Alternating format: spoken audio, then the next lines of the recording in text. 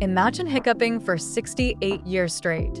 That's exactly what happened to Charles Osborne, who started his hiccuping spree in 1922 and didn't stop until 1990. Can you believe that? Over 430 million hiccups.